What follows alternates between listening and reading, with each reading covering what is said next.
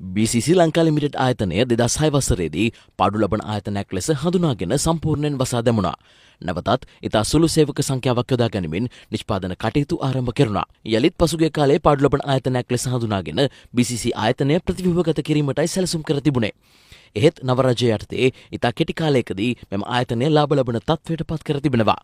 100% ස්වාභාවික පිරිසිදු කිරීමේ ක්‍රමවේදයක් තියෙන. ඒ විතරක් නෙවෙයි අපිට ටොන් 10000කට වැඩි ප්‍රමාණයක් ස්ටොක් කරන්න පුළුවන් අපිට කැපැසිටි තියෙනවා. ඒ කියන්නේ අපේ ටැංකි තියෙනවා. කොළඹ කර්මාන්ත ශාලාවේ සහ වතුපිටියෝලා කර්මාන්ත ශාලා දෙකේම අපි දැන්ටත් අපේ කටයුතු කරගෙන යනවා. ඉතින් ජනවාරි මාසේ මිලියන 95ක් වගේ හොඳ වෙළඳ ඉලක්කයක් අපි සැපරුවා.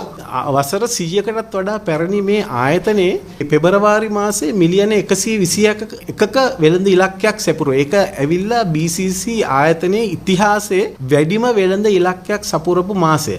අපේ සැලැස්ම අනුව අපි මාර්තු මාසේ ඒකත් අභිබවා මිලියන 124ක වෙළඳ ඉලක්කයක් කරා අතිවිශාල ලාභයක් අපි ආයතනයට ලබා දීලා. ආඩම්බරෙන් කියන්න පුළුවන් දෙසැම්බර් මාසයේදී මුළු රටේම BCC නාමය යටතේ සියලුම නිෂ්පාදන ගොඩාක් වෙළඳසැල් වලින් මිලදී ගැනීමේ හැකියාව අපි සූදානම් කරනවා.